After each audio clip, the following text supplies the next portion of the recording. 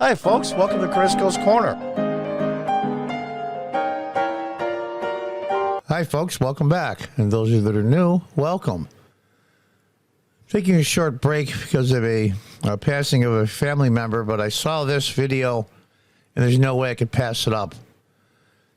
This video is a resolution. I'll start with the background. The resolution by Senator Hawley in Missouri, condemning the University of North Carolina group for protesting Israel defending itself and siding with Hamas, who did atrocities that only were done in Germany in the late 30s, early 40s.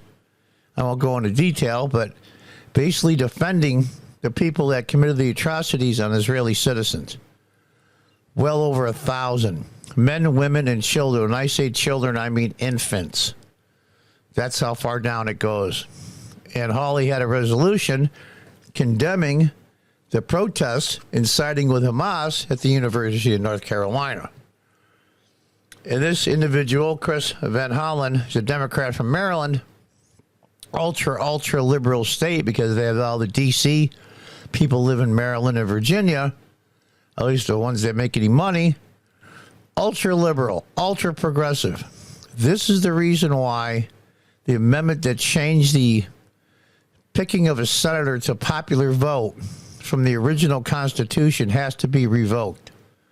The Senate represents the states, not the individual people. Before I go into that too much, let's hear the exchange here between the senator from Maryland and the senator from Missouri. What of the rhetoric that is cited specifically in the resolution? You talked about legitimate concerns. What specifically do you think is legitimate? I'm not suggesting to my colleague that any particular statement that he took out from these protests was a legitimate statement. No. But what you are doing here is smearing all of the students who engage in these protests. Yes, you are. And that is wrong. And I would just invite you, again, to join. Now, let's see if I understand this right. There's a poll called Small Percent. They said engaged in rhetoric, violence to Israelis, to Jews. But the vast majority that were protesting weren't calling for that. You're smearing them all. This is very similar to the mind virus of a mostly peaceful protest. It's amazing to me. They knew exactly what these people were saying at the protest, the horrible things they were saying, and just because they didn't say them as individuals, but cheered it on, that they're not responsible. Of course they are. Of course they are. When the Chancellor of Germany in the 1930s gave speeches, tens of thousands of people clapped. Now, did they say those horrible things? Did they say all those terrible things that the speaker in Germany was saying? No. But they're just as complicit. Believe it. It's amazing to me. This is why that amendment has to be changed. Senators now are kowtowing to their popular base. The House of Representatives represents the everyday person, not the Senate. With me, if we're going to get in this practice, and I don't suggest it, this is one of the reasons I'm here, of when there are terrible, hateful remarks made against any group, whether they be blacks or other minority groups, the United States Senate, Senator, maybe we'll weigh in, but in you this said we're issue, smearing student groups. What's the smear? Point me to the language. This issue, there are student groups that may have legitimate concerns, for example, about, just a minute, legitimate concerns about the loss of innocent civilian life in Gaza. Resolution. No. Now, let's think for a minute. Let's pick some examples from history. At the end of World War II, as Germany was being overrun by the Soviets on one side and the Allies on the other, and the continuous bombing of Berlin, there were many, many civilians killed. It's horrible and it's tragic. But war is horrible and tragic. It was a war started by Germany, and it was ended by the Allies in the Soviet Union.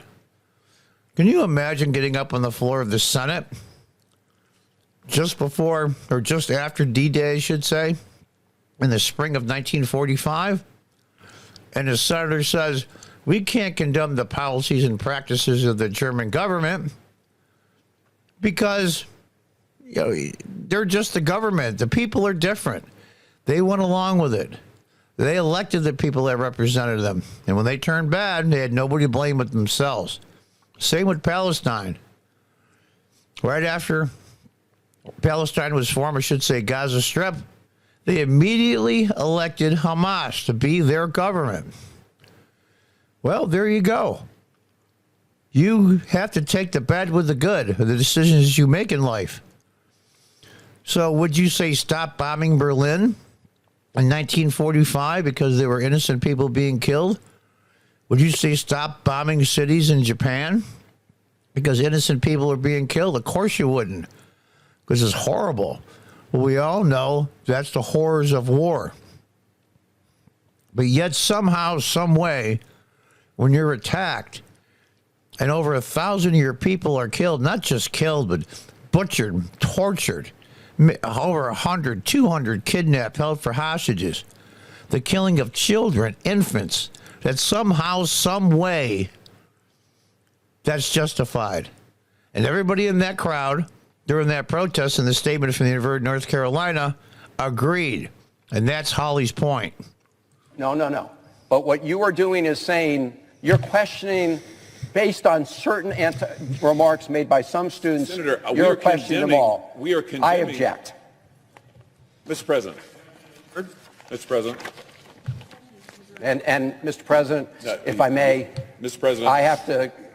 I had Senator to run from down Missouri before I has got the another floor. meeting, but I object. Eddie Lees, I have another meeting. What could be more important in this resolution?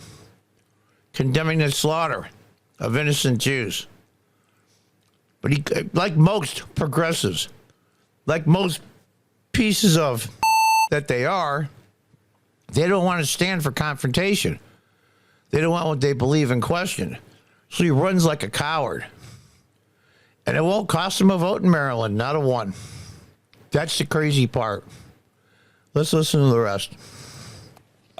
It's hard to believe that we've just heard on this floor defense of the most vile anti-Semitic rhetoric under the excuse that to call out specifically the specific statements and denounce them one at a time and say this is wrong, that is somehow a smear.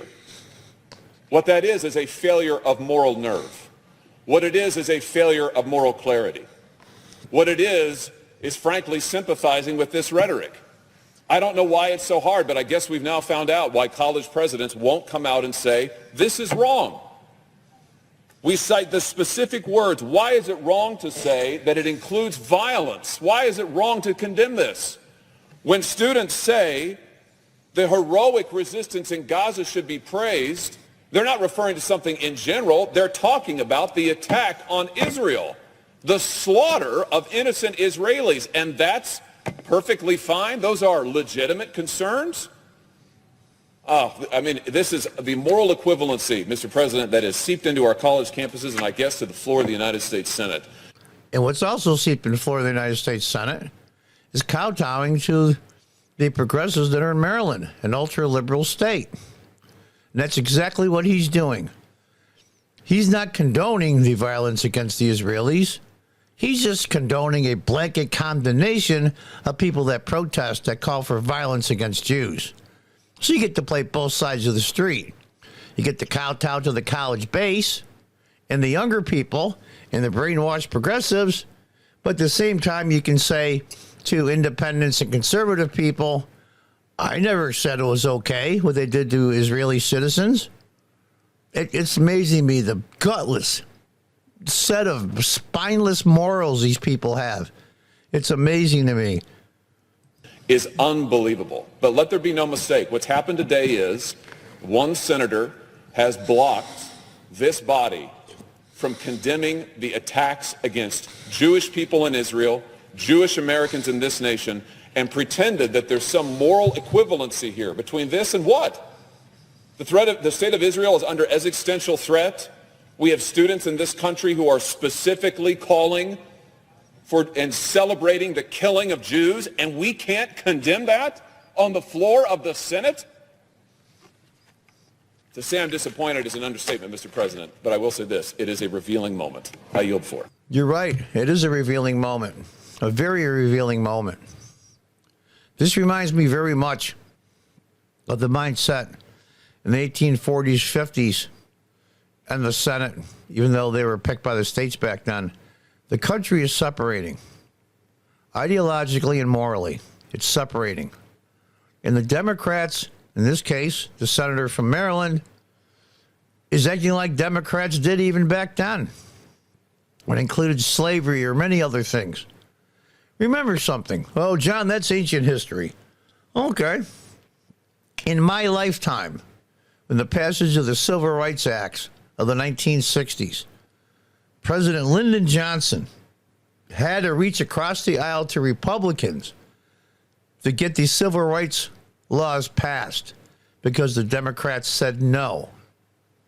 It's amazing to me. The Democrats of today are no different than Democrats of the past. Same soup, just reheated. And the senator from Maryland won't cost him one vote.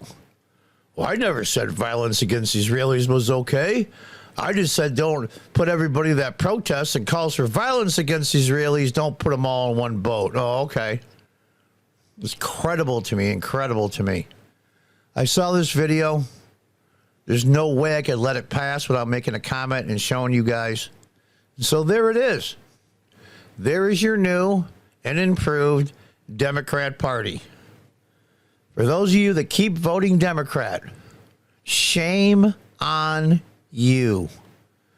Until the next time, God bless, goodbye, and good luck.